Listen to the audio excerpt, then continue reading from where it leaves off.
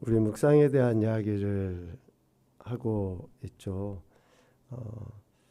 먼저는 좀 이것을 우리 지난 주일에도 나눴지만 하나님께서 왜 우리를 하나님의 형상대로 창조하셨을까? 왜 하나님이 우리를 하나님의 우리 인간의 표현으로 하나님의 전인격적인 그러한 존재를 가진 인생으로 우리를 지으셨을까? 두 가지를 이야기했어요. 첫 번째는 우리 인생에게 특별한 복을 주시기 위함이다 라고 이야기했고요. 두 번째는 통치의 대리자로 세우시기 위함이다 라고 이야기했습니다. 넘겨보면 했어요. 혀가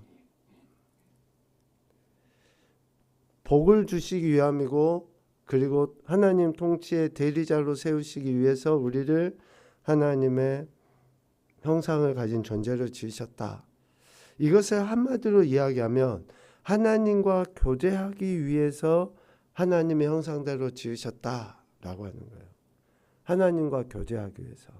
그러니까 인격과 인격을 가진 존재가 상호간의 교류, 교통, 교제를 나눌 수 있는 거죠.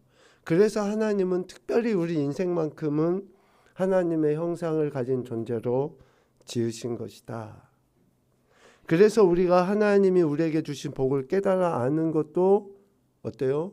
하나님의 교제를 통해서 알게 되는 거고, 또 우리 인간에게 주신 각각의 사명, 통치의 대리자로서의 사명을 감당하는 것도 하나님과의 교제를 통해서 알게 되는 거예요.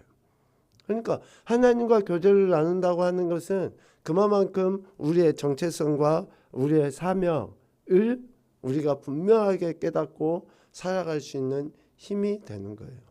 그래서 여러분이 지속적으로 하나님과 교제를 나누셔야 돼요. 말씀을 통해서, 기도를 통해서, 그리고 또 어떤 찬양을 통해서, 이런 공동체 예배를 통해서 우리가 지속적으로 행해야 되는 것이 뭡니까? 하나님과의 교제라는 거죠. 예전에 어떤 목사님이 부흥회 하시면서 그런 이야기를 하셨어요. 나이 많으신 권사님이 날마다 하나님과 교제하신대요. 그래서 권사님 어떻게 하십니까? 그랬더니 시장통에 가서 콩나물 살 때도 하나님 얼마어치 살까요? 뭐 할 때마다 하나님 어떻게 할까요? 여러분, 그냥 우리가 우습게 이렇게 느껴지잖아요. 그런데 작고 사소한 거지만 우리가 하나님과 교제, 교통 나눈다고 하는 것을 어쩌보면 대화라는 것으로 생각해 볼 때 그분은 그렇게 하시는 거예요. 뭐 하나만 하더라도 그렇게 하나님께 묻고 하나님과 교제해서 하나님 주신 은혜들을 가지고 삶을 살아가는 거거든요. 여러분도 한번 해보십시오. 뭐 저는 잘 못했지만 작은 거 하나라도 그렇게 하나님 앞에 묻고 또 그런 질문들을 통해서 하나님이 소위 마음의 감동을 주시는 대로 행해 나갈 때에 어쩌면 우리는 실수나 실패를 덜하는 인생이 되리라 생각을 합니다. 이렇게 하나님과 교제, 교통, 나눔에 있어서 가장 대표적인 어쩌면 도구를 우리는 묵상으로 생각을 하는데, 묵상은 말씀의 통치를 받는 것이 묵상이에요. 묵상에 대한 정의는 뭐 몇 차례 이야기를 나눴죠. 그러니까 우리가 하나님의 말씀을 곱씹고 되뇌이는 것은 결국 그 말씀의 다스림, 말씀의 통치를 받기 위함이다. 그래서 결국 하나님과 교제한다고 하는 것은 뭐예요? 그분의 다스림을 받기 위함의 모습이 하나님과 교제라는 거예요. 하나님의 다스림을 받는 그것이 결국은 하나님과 교제다. 하나님은 말씀으로 우리를 다스리십니다. 하나님은 말씀으로 우리를 다스리셔요. 그렇기 때문에 말씀을 늘 생각하면 어떻게 되겠습니까? 하나님의 다스림을 받는, 우리 육체의 소욕이나 또 우리 정욕에 의함이 아니라 하나님의 말씀을 통해서 다스림을 받고 그 말씀에 따라서의 삶을 살아갈 수 있게 되는 거죠. 다음 PPT 넘겨보면 성경은 하나님의 권위 있는 음성이며 변함없는 통치 원리이다 라고 할 수 있어요. 성경은 우리는 문자, 글자로 되어져 있는 성경을 눈으로 읽고 또 이렇게 생각하지만 결국은 성경을 읽는다고 하는 것은 하나님의 음성, 그것도 권위 있는 음성을 듣는 거예요. 그래서 성경은 읽는 책이 아니라 듣는 책이라고 표현할 수 있는 거죠. 그리고 변함없는 통치의 원리가 성경 안에 담겨져 있습니다. 중요한 단어를 쓰고 있어요. 통치 원리도 중요한데 변함없는 통치 원리예요. 창세기부터 마지막 계시록까지 하나님은 변함없는 일관된 방식으로 우리를 통치하셔요. 우리 인간은 그렇지 못해요. 내가 기분이, 내가 상황이 이것에 의해서 좌우되지만 하나님은 결코 그렇잖아요.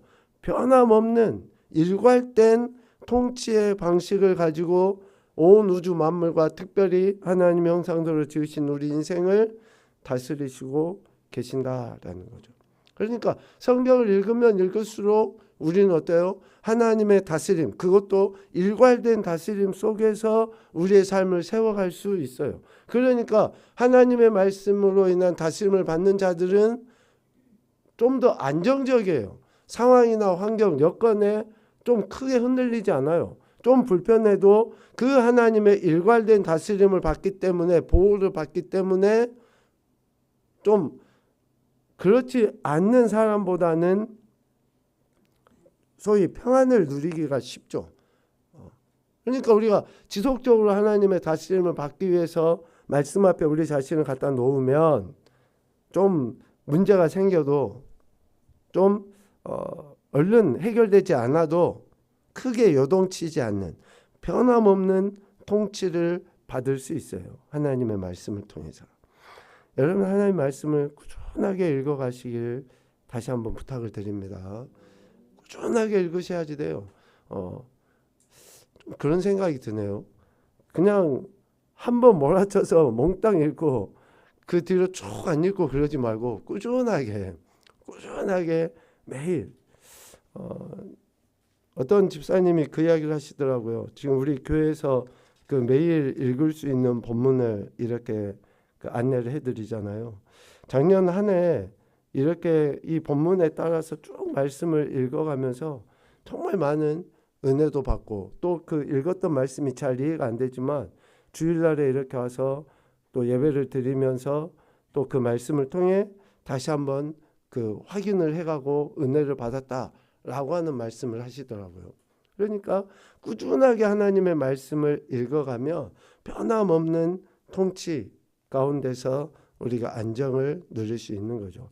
그래서 결국 성경 묵상은 말씀의 통치를 받는 일이다라고 어쩌면 정의를 내릴 수 있을 것 같습니다. 말씀의 통치를 받는 것. 오늘 우리가 읽은 골로새서 3장 16절 18절 말씀을 이따 나중에 다시 설명하겠지만 하나님의 통치를 받을 때에 실질적으로 우리의 삶이 변화되는 것을 이렇게 골로새서에서는 우리에게 말씀해 주시고 있어요. 그러니까 하나님의 말씀의 다스림을 받을 때 삶의 모든 영역 또 특별히 관계가 변화되고 새롭게 세워져 간다라고 하는 것을 이야기하거든요.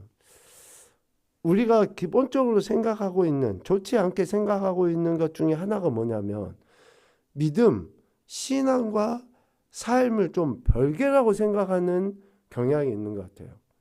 이건 참 좋지 않은 것이라고 저는 생각이 되어지는데 신앙, 믿음과 그리고 삶은 하나입니다. 하나. 동일하게 나타나야 되거든요. 이게 별개라고 여기면은 교회 와서는 대단히 믿음이 좋은 것 같은데 삶의 현장에서는 전혀 그렇지 못하는 모습들이 드러나거든요. 그런데 실질적인 삶, 이것은 신앙과 안에서 동일함으로 드러나야 된다. 그래서 하나님의 말씀의 통치 다스림을 받는 사람들은 실제적인 삶이 변화되어지고 그 삶의 그 관계가 온전하게 회복되어져 가는 것들을 우리가 보게 되죠. 이따 그 하반부에 나오니까 다시 골로새서 말씀은 그때 보기로 하고요. 여러분 페이퍼에 보면 손에서 속으로 라고 하는 그 글귀가 보일 겁니다. 우리가 하나님의 말씀을 손에서 들고 있지만 결국은 손에 들고 있는 이 하나님의 말씀이 어디로요? 우리 마음 안에. 우리 마음 안에. 이렇게도 표현해 볼 수 있어요. 우리의 머리에서 진정 우리 가슴 안으로 하나님의 말씀이 들어올 때에 실제적인 변화가 일어나는 거죠. 눈으로 읽고 귀로 들은 말씀을 우리 속에 거하게 하는 일이 뭡니까? 묵상이에요. 하나님의 말씀을 우리가 눈으로 읽고 귀로 들어요. 그 말씀이 내 안에 거하게 하는 그 일이 결국은 묵상이다. 그래서 하나님 말씀을 깊이 묵상하고 또 다시 되뇌어 보는 것은 정말 우리 영혼육에 유익이 있습니다. 기도 많이 하는 거 참 중요하고 좋죠. 그런데 기도도 하나님 말씀에 근거한 기도가 돼야 돼요. 그렇지 않으면 우리의 이기적인 욕구를 구하는 단편적인 기도 생활밖에 되지 않고, 어떤 목사님은 강하게 표현하시더라고요. 우상 섬기는 거하고 똑같다. 하나님 말씀이 없는 기도는 우상 섬기는 거하고 똑같다라고 하는 강한 표현을 쓰시더라고요. 100% 동의할 수는 없지만 어느 정도 동의가 되는 부분이 있는 것 같아요. 하나님 말씀을 듣지 아니하고 말씀이 없는 그 기도는 다른 어떤 미신을 섬기는, 우상을 섬기는 저들의 그 기도, 그러니까 이제 이런 부분은 아마 내용적인 부분을 가지고 이야기를 할 거예요. 내용적인 부분. 우리가 먹는 거, 입는 거, 마시는 거 중요하죠. 또 내 육체의 문제 해결되는 거 중요해요. 그런데 하나님의 말씀 안에서는 이것보다 더 중요한 것이 있다라고 우리에게 가르치는 거예요. 그러면 우리의 기도의 첫 번째는 뭐가 됩니까? 그렇게 우리에게 먹고 마시고 입는 것보다 더 중요한 것을 위한 기도가 들어가야죠. 그런데 그것은 뒷전으로 내버려 두고 육신의 문제만을 위해서 기도하는 것은 아마 그분의 표현처럼 우상을 섬기는 것과 다르지 않다라고 하는 것에 동의할 수밖에 없는 거죠. 그래서 우리가 가장 먼저는 말씀 앞에 우리 자신이 어떠한지, 그리고 여기 표현처럼 눈으로 귀로 들은 말씀을 어떻게 내 안에 얼마나 이렇게 거하게 하고 있는지, 내 안에 말씀이 있으므로 그 말씀에 의한 기도를 하고 있는지를 우리가 점검해 볼 필요가 있을 것 같습니다. 여러분 표를 한번 봐보십시오. 이렇게 하나님 말씀을 묵상하는 것은 결국 말씀의 통치를 받는 거라고 했잖아요. 우리 골로새서 1장 13절 말씀을 같이 한번 읽어봅시다. 시작. 그가 우리를 흑암의 권세에서 건져내사 그의 사랑의 아들의 나라로 옮기셨으니. 아멘. 이 말씀을 우리가 암송도 하고 있는데 매우 중요한 구절입니다. 우리를 흑암의 권세, 흑암의 다스림, 흑암의 통치 가운데서 건져내 주셨다. 그 이야기잖아요. 그리고 이제는 그의 사랑의 아들의 나라, 즉 하나님의 통치 가운데로 옮기셨다. 그래서 우리가 하나님 나라에 대한 이야기를 할 때는 장소적 개념의 하나님 나라보다는 통치적 개념의 하나님 나라를 이야기하잖아요. 이제는 우리가 흑암의 권세를 받는 존재가 아니라 하나님의 다스림을 받는 존재. 그래서 하나님의 다스림을 받는 존재는 하나님 나라 백성이고 그의 삶은 결국은 하나님 나라다라고 하는 것을 사도 바울은 골로새서를 통해서 이야기를 하는 거예요. 그래서 구원을 이렇게 정의를 내려볼 수 있을 것 같아요. 한번 페이퍼 한번 넘겨볼까요? 제가 적어놓은 것 같은데. 구원 하나 더. 구원은 통치, 다스림을 받는 것에, 그러니까 다스리는 분이 바뀌는 거예요. 다스리는 분이. 그러니까 우리가 수동의 입장에서는 누구의 다스림을 받느냐. 구원이라고 하는 것을 그렇게 이해해 볼 수 있을 것 같습니다. 흑암의 권세의 다스림을 받으며 살았던 우리 인생이 이제는 하나님의 통치를 받으며 살아가는 것이 뭐다? 구원이다. 그러니까 구원이라고 하는 것을 우리가 어떤 교리적인 표현으로 이야기할 때 예수님을 믿으면 구원받는다 라는 그 표현에 한정시키는 것이 아니라 실제적인 우리의 삶으로 적용해 볼 때에 누구의 다스림을 받느냐. 이전에는 사탄의 또 흑암의 다스림을 받았던 우리가 이제는 하나님의 다스림을 받고 사는 것이 결국은 구원이다 라고 하는 것을 이야기하죠. 그래서 그리스도의 말씀이 이제 우리 속에 거할 때 구원받은 증거들이 실질적으로 드러나요. 이제 그것을 우리 앞서 골로새 3장 16절부터 말씀하신 내용을 가지고 크게 네 가지의 변화를 이야기를 해볼 수 있을 것 같습니다. 그리스도의 말씀이 우리 안에, 내 안에 거할 때 어떤 변화가 일어나느냐. 말씀의 다스림을 받을 때 실제적인 변화가 어떻게 일어나느냐라는 것을 이야기하는데, 첫 번째는 성도의 교제에 있어서의 변화예요. 성도들 간의 교제함에 있어서 변화가 일어납니다. 모든 지혜로 피차 가르치며 권면하고. 성도의 교제는 사도행전에서도 이야기하는 것처럼 그냥 맛있는 밥집 가서 밥 먹고 차 마시고 수다 떨고 하는 그러한 교제가 성도의 교제가 아니에요. 미안하지만. 교회 공동체, 에클레시아라고 이야기했잖아요. 이 독특한 공동체는 그냥 세상의 동호회나 동아리나 친목회하고는 달라요. 친목회는, 동아리는 어떤 취미 또 어떤 하나의 다른 목적을 가지고 이렇게 만나서 개인의 유익을 나누는 거지만, 교회 공동체 그 가운데 있는 성도들은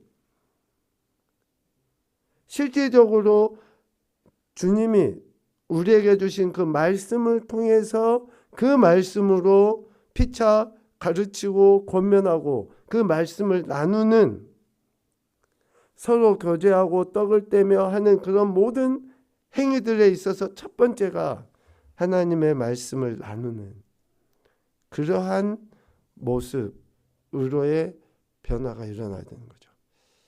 그래서 여러분들이 말씀을 묵상하면 나누고 싶어져요. 여러분들이 말씀을 깊이 생각하고 내게 주신 내 삶을 이렇게 직시할 수 있도록 하시는 것들을 경험하잖아요. 그러면 표현하고 싶어져요. 그래서 여러분들이 성도의 교제가 실제적으로 변화되게 돼 있습니다. 말씀을 묵상하고 말씀의 다스림을 받을 때.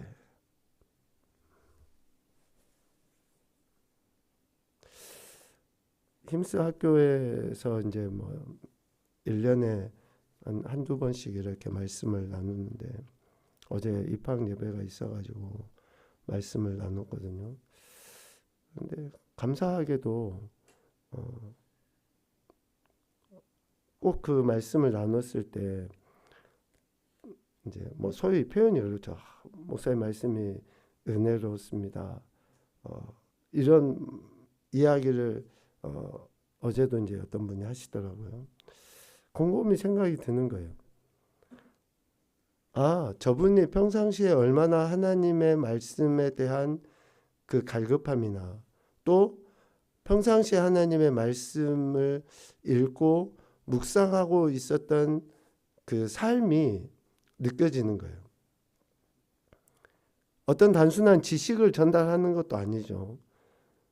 제가 묵상한 내용을 나눴을 때에 그 상대방이 이런 반응을 보였다고 하는 것은 그 역시 하나님의 말씀을 묵상하고 그 말씀에 대한 어느 정도 그 생각을 하고 있기 때문에 그 나눔에 대해서 이러한 교제가 이루어지는 거죠.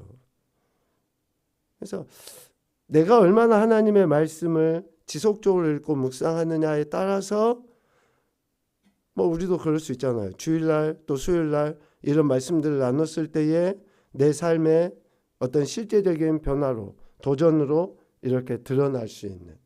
그러니까 평상시에 여러분들이 말씀을 읽고 또 묵상하는 것들이 반드시 필요합니다. 몇 번 강조해서 이야기했지만 주일날 말씀이 은혜가 되네 안 되네 이것은 여러분들이 주중에 어떻게 하나님의 말씀을 대하고 있었는지를 생각해 보면 알아요. 은혜라고 하는 것이 실질적인 우리의 감정, 지식을 터치하는 것에서 머물러서는 안 되거든요. 그러니까 얼마나 내가 하나님 말씀에 다스림을 받고 한 주간을 살았는가. 그리고 두 번째 변화는 예배에서의 변화예요.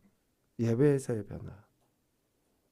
시와 찬송과 신령한 노래를 부르며 감사하는 마음으로 하나님을 찬양하고.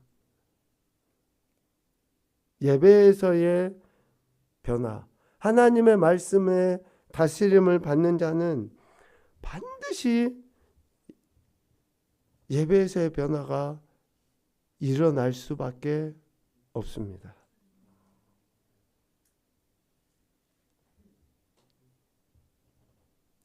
우리 신앙의 핵심은 예배잖아요. 예배가 온전히 드려지면 그 이후에 삶의 변화, 관계의 변화 다 일어나게 돼 있어요. 그래서 강조할 수밖에 없는데 말씀의 다스림을 받을 때에 실질적으로 예배를 내가 어떻게 드리는지 내 자신의 예배가 보여지게 되고 또 그 예배를 하나님 앞에 어떤 모습으로 어떤 자세로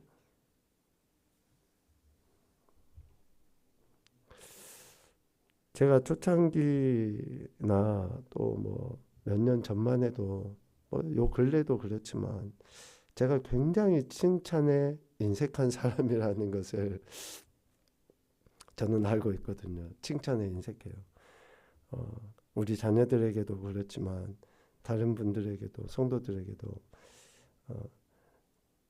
제가 가장 좋아하는 사자성어는 주마하편이에요. 달리는 말에 채찍을 가하는 거. 잘하고 있는 분들한테 잘한다 잘한다 이것보다도 더 잘해야 된다. 더 열심히 합시다. 이거거든요. 그러다 보니까 칭찬에 인색해요. 근데 오늘 저녁에도 찬양하면서 기도하는데 그런 마음이 드는 거예요. 제가 주중에도 저녁 기도에 나오신 분들한테 가끔 그런 이야기를 했잖아요. 너무 감사한 거예요. 매일 저녁 시간을 그렇게 하나님 앞에 헌신하고 드리고 또 이 시간 저녁에 나와서 예배 드리고 있는 여러분들을 그냥 대충 이렇게 쭉 떠올리면서 한 분 한 분 너무 소중하고 너무 감사하다는 생각이 드는 거예요. 많은 사람들이 지금 이 시간 세상이 좋아서 또 육신의 정욕을 위해서 또 자신의 안위를 위해서 예배라고 하는 이것을 소홀히 여기고 있는 이 시대지만 정말 이곳에 모인 여러분들이 하나님 앞에 예배하려 마음을 다하고 몸을 갖다 놓고 그것도 매일 하고 있다는 그 자체가 너무 귀하고 아름답다, 복되다고 하는 생각이 들더라고요. 하여간 여러분 정말 대단하십니다. 축복합니다. 여러분들의 그런 헌신을 하나님이 기억하시리라고 생각하는데 이렇게 우리가 하나님의 말씀에 다스림을 받는 자들은 예배에 대해서 매우 소중하게 여기고 실제적인 예배의 태도가 변화된다. 그러한 자들이 세 번째 삶의 변화가 일어나요. 말, 일, 함에 있어서. 저는 사도 바울이 의도성을 갖고 이렇게 표현했다고 생각이 되어집니다. 말, 일, 순서를. 매우 우리의 말이 중요하잖아요. 물론 이빨은 소리 우리가 할 수 있어요. 뭐 한두 번은. 그런데 진짜 변화되지 않는 사람은 금세 100% 사실인지 모르지만 요즘에 구설에 오른 그 어떤 목사님 대표적인 그 뭐 부흥회도 하시고 하신 목사님 이야기 나오잖아요. 입에서 막 욕설을 막 하고 막 그런 그 내용들이 공개됐는데 말 하나님 말씀의 다스림을 받잖아요. 그러면 말이 틀려져요. 말이 달라지게 되어 있습니다. 내 입에서 지금 어떤 말을 하고 있는가? 여기 표현처럼 주 예수의 이름으로 하고 있는가? 아니면 여전히 내 마음 저 깊은 곳에서부터 솟아나는 그 육의 정욕의 말을 하고 있는가? 좀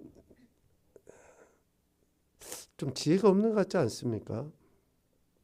요즘에는 핸드폰이고 뭐 얼마든지 기계가 좋고 다 카메라도 있고 이래가지고 말이나 행동이 다 녹음되고 녹화되고 다 그러잖아요. 아무도 안 보는 것 같지만 누군가는 반드시 보고 있고 그것이 녹음이 되고 있다고 하는 조금만 생각해 보면 그런데 그러한 것조차도 생각하지 못할 만큼 우리가 어리석은 거죠. 삶의 변화 그리고 중요한 관계의 변화가 일어납니다. 관계의 변화. 우리가 18절만 읽었지만 18절에서는 아내는 남편에게 복종하게 되는 뭐 이런 말씀들은 여러 차례 나눴으니까 그 의미는 여러분 아실 거라 생각이 되어지는데 아내는 남편에게 복종하게 되고요. 또 19절에 남편은 아내를 사랑하게 되고 20절에 자녀는 부모에게 순종하게 되고 21절에 부모는 자녀를 노엽게 하지 않게 되고 22절에 종들은 성실한 마음으로 상전을 대하게 되고 그러니까 실질적인 관계의 변화가 하나님의 말씀에 다스림을 받을 때에 일어나게 된다고 하는 것을 이야기해요. 각각이에요. 그래서 남편, 아내, 자녀들 또 부모 각각이 종, 상전이 각각 하나님의 말씀에 다스림을 받을 때에 이런 관계들이 실질적으로 변화되는 것이지 우리의 가장 큰 약점, 단점은 뭡니까? 나는 못 봐요. 나는 변화되는 거, 나는 괜찮다고 이야기하고 상대방이 변화된다고 이야기하고 상대방이 바뀌어야 된다고 이야기하거든요. 그리고 아내가 먼저 복종하면 내가 사랑하겠어. 이런 생각을 갖고 있어요.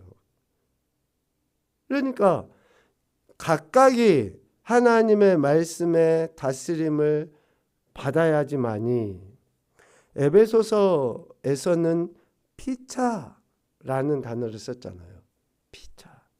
각각 그렇게 하나님 말씀의 다스림을 받을 때에 실제적인 관계의 변화를 이뤄갈 수 있습니다. 하나님은 우리를 말씀으로 통치하십니다. 지금도 하나님은 말씀으로 우리를 다스리고 계셔요. 말씀이 우리 속에 풍성히 거할 때 하나님의 나라와 뜻이 우리 삶의 모든 영역에서 구현되게 됩니다. 하나님 말씀이 우리 안에 풍성히 거할 때, 그래서 말씀을 묵상하고 또 생각하고 읽고 말씀을 얼마나 자주 가까이 대하느냐에 따라서 우리가 하나님 나라의 은혜를 누리며 사느냐, 삶의 실질적인 변화가 일어나느냐, 그렇지 못하느냐로 나눠지게 돼요. 여러분들 늘 말씀을 가까이 하셔야지 됩니다. 네, 그 말씀을 가까이 하셔야지만이 돼요. 요즘에 쇼츠 여러분도 뭐 자주 보는지 모르겠는데 정말 시간이 잘 가요. 금방 가버려요. 이렇게 보고 넘기잖아요. 그러면 수십 편은 금방 볼 정도로, 그런데 그 시간이 허망하게 금방 지나가 버려요. 여러분 성경 말씀을 매일 꾸준하게 읽는, 그래서 제가 하는 방식은, 저는 이제 성경 타이핑을 이렇게 아침마다 거의 치는데 제일 먼저 할 일로 딱 정해놔 버려요.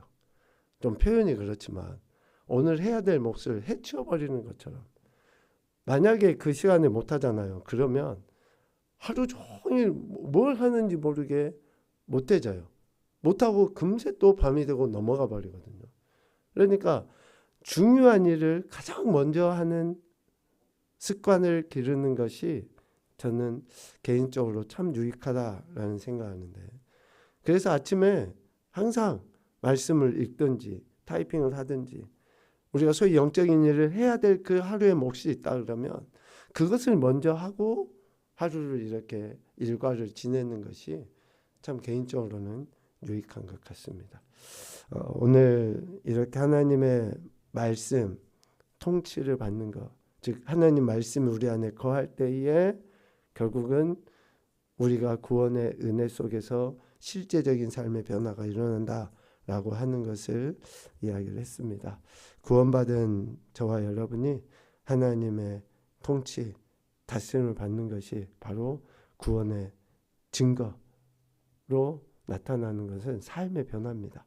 실질적인 관계들의 변화로 나타날 수 있도록 좀 지속적으로 하는 말씀을 읽고 또 깊이 묵상해서 하나님이 주신 은혜들을 삶의 현장에서 마음껏 누리며 살아가는 그런 인생들이 되시기를 주님의 이름으로 축복합니다. 아멘.